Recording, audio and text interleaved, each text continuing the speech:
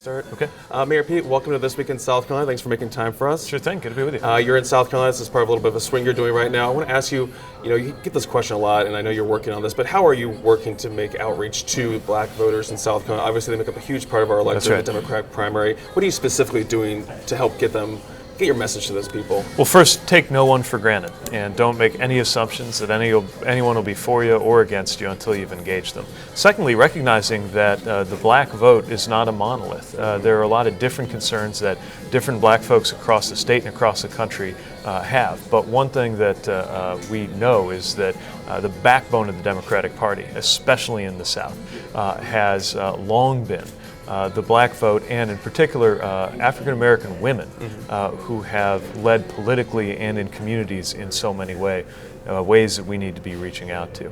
And the truth is there's got to be a listening process here. It's got to be two ways, and we're recognizing that in making sure that we've had smaller conversations here in South Carolina where we're doing a lot of listening as well as speaking, making sure we engage the really key issues from economic empowerment to reforming our systems to making it easier to vote.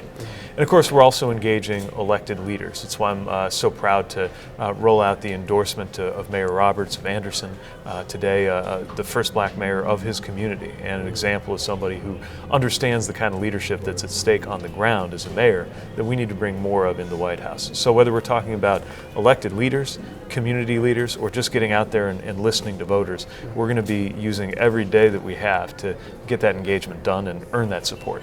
And are you doing too little too late, though? I mean, you've been focusing a lot on Iowa, obviously. We're seeing results for you there. But I'm wondering, when we look at what's going to happen in Iowa, how that might affect South Carolina, do you feel like you have enough of that foundation with the community, with the state, to help capitalize on anything that comes out of Iowa? I think we do. There's certainly not a moment to lose, especially when you're competing with candidates, some of whom have had years or even decades in Washington to establish who they are. But I also am talking to a lot of voters in South Carolina who are deeply pragmatic, and one of the things they want to see is proof that you can do well. Of course, the first chance to do that is in Iowa. So I recognize that a lot of savvy South Carolina voters are going to be looking at what happens in those first contests as they're deciding on that question that's so important, I think, to Democratic voters: who can win, who can be elected, and who can defeat Donald Trump and take us to the future.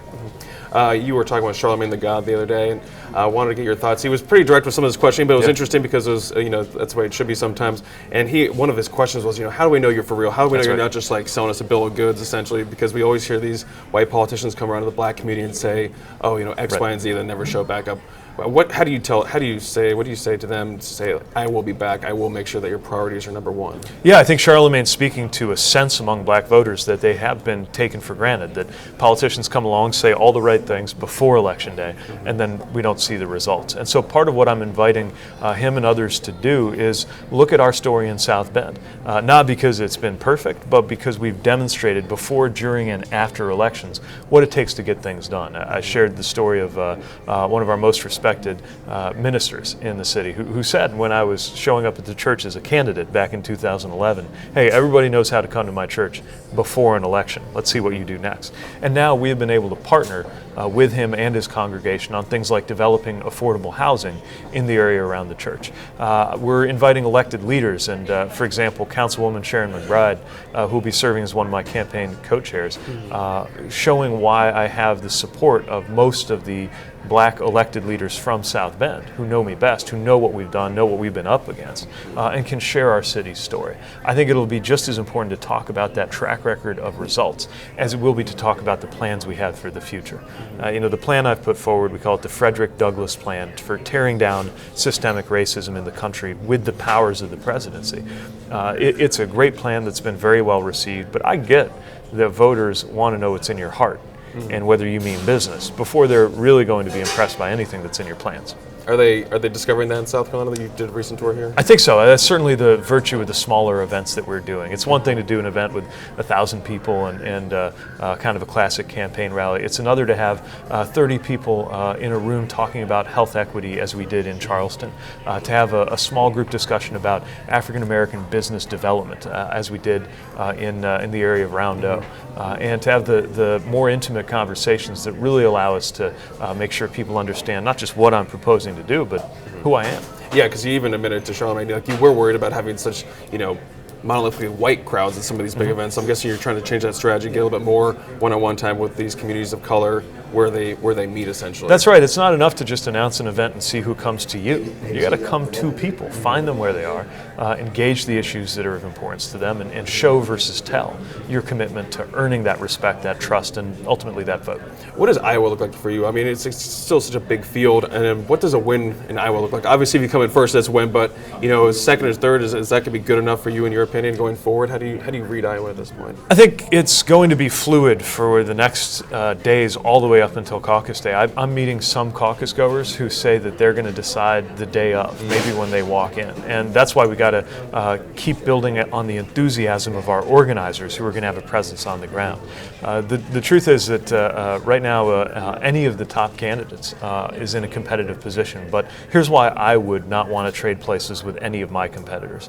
We've got a winning message that's powered us past most of the others. We got a phenomenal ground game that is engaging voters where they are. And I think we're speaking not only to how to win, but how to govern. Remember, this is about who's going to be the president after Donald Trump. I can explain why I believe I'm the right candidate to beat him, why we should have somebody from the middle of the country, from the middle class, somebody who served in uniform and can call the president out on his deceptions. But it's not just about beating him. It's about what we've got to do next when our nation is going to be divided, it's going to be exhausted from politics, and still in need of dealing with issues from education, crying out for more support, to the crisis of gun violence, to the problems we see in our climate. That message, I think, is going to carry us all the way through, and a good finish in Iowa is my first opportunity to show versus tell that we know how to get elected. We'll be seeing you push hard in South Carolina, but I want to get one more question. Absolutely. Really. These billionaires in the race, I want to get your thoughts on having so much money in the race, personal money, obviously not dark money, but when we see Thomas Steyer putting money, Mike Bloomberg pouring money in, how do you feel that affects our democracy and the whole process? Do you think that's fair? I mean, we've seen people drop out because they don't have that kind of money to throw around. What do you think about that? So, according to Forbes magazine, I am officially the least wealthy person running for president. And maybe that's a good thing. It's certainly a disadvantage in that I don't have billions that I can dip into to pay for my own commercials. But it also means that I don't have to have a focus group to understand what's going on in the middle class. I can just go to Target. A year ago, I was driving my Chevy to work like everybody else. And these conversations, I think, are drifting away from reality sometimes in the commentary on TV. I do think that there are a lot of problems in the way our elections are run. But I'll also say this. The importance of these early states like South Carolina and the others is that no matter how much money you throw on TV, people get to see you actually looking voters in the eye, responding to tough questions, demonstrating who you are, not just what you say. And there's no substitute for that. It's why I have such respect for this part of the process that you can't buy. You have to show up and earn it. You talked about election security last night. Do you have any fears about, either unsecure elections or what election interference might be looking like going forward, maybe in the primary and also in the general this year? There are a lot of concerns, and it's not just around the polling places. The biggest concerns right now, I think, have to do with misinformation and disinformation being spread by foreign actors who want to interfere with our elections. And we shouldn't be naive about the forms of election interference that are happening in broad daylight. When we talk about some of these requirements that are being put on the ability to vote, restrictions on polling places, purges of voters from their rolls, as far as I'm concerned, that's election interference, and we got to stand up to it. It's one of the reasons why I am calling for a 21st Century Voting Rights Act to speak to these forms of interference that are disproportionately hitting black and brown communities and are, in many cases, I believe, changing the results of elections, and not in a good way. Looking at maybe if you were to become president, Pete Buttigieg, and there was a vacancy on the Supreme Court, what would you be looking forward to Supreme Court justice qualities? What kind of candidate would you want to see? Well, I'm looking for somebody who shares my understanding of freedom, to include reproductive freedom for women. Someone who shares my understanding of democracy, to include the bedrock importance of voting rights, and somebody who can think for themselves. And there are so many great figures in America right now who deserve opportunities to serve, whether it's on the Supreme Court bench or on the federal bench in general.